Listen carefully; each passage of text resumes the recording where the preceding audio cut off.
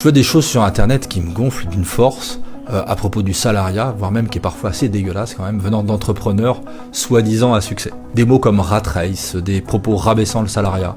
Moi je me demande vraiment qui ramasse leurs poubelles, qui est-ce qui nettoie leurs chiottes par exemple à Dubaï. Certainement des entrepreneurs à succès peut-être. Alors je vous propose de regarder vraiment de manière objective le salariat, l'entrepreneuriat et comment faire peut-être un choix un peu plus conscient qu'en vénérant sans arrêt l'entrepreneuriat. Et donc un regard comparatif et vous me direz ce que vous en pensez en commentaire. Tout d'abord en termes de bien-être. Vous savez là c'est vraiment partagé parce que l'indépendant profite d'une super grande liberté.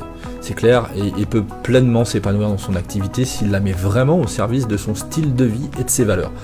Mais le stress lié au bon fonctionnement parfois volatile de son activité peut être vachement pesant. Le salarié, lui, peut avoir une certaine sérénité par rapport au lendemain, parce que quand il rentre le soir, il peut oublier sa journée. Mais par contre, il se sent bridé dans un cadre parfois trop rigide, liberticide, une hiérarchie toxique. Donc évidemment, tout cela, c'est à relativiser selon les contextes. Mais d'un point de vue bien-être, eh bien, je pense que ceux qui sont vraiment attachés à la liberté de faire vivre leur vision, leurs valeurs, etc., eh bien, auront un terrain de jeu beaucoup plus important dans l'entrepreneuriat, même si c'est pas impossible de le faire dans le salariat. Ensuite, au niveau du revenu. Côté revenu, l'indépendant, il n'a pas de plafond.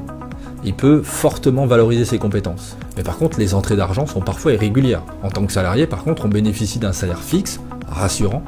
Par contre, c'est pas vous qui décidez de combien vous gagnez et de comment.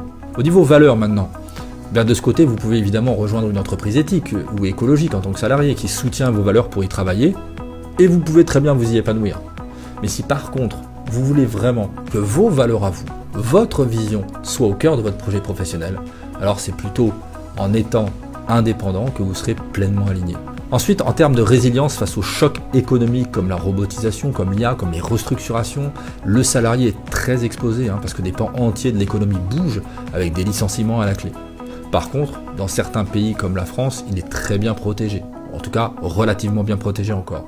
Peut-être plus pour très longtemps, justement. L'indépendant, l'entrepreneur, sait qu'il doit faire preuve d'une grande capacité d'adaptation, qui est une clé d'ailleurs de l'entrepreneuriat. Il doit pouvoir rebondir avec beaucoup plus de souplesse, cependant, moins de sécurité derrière en cas d'échec, même si cela s'améliore à ce niveau. Alors vous voyez, au final, il n'y a aucun statut qui est vraiment idéal. Ce qui me paraît vraiment important quand on fait ce genre de choix, c'est de comprendre nos priorités, c'est de comprendre nos objectifs. Mais une chose est sûre, en tout cas pour moi, c'est que si la liberté, la créativité, l'indépendance, faire vivre vos valeurs et la résilience sont des points vitaux pour vous, c'est l'écopreneuriat qu'il vous faut.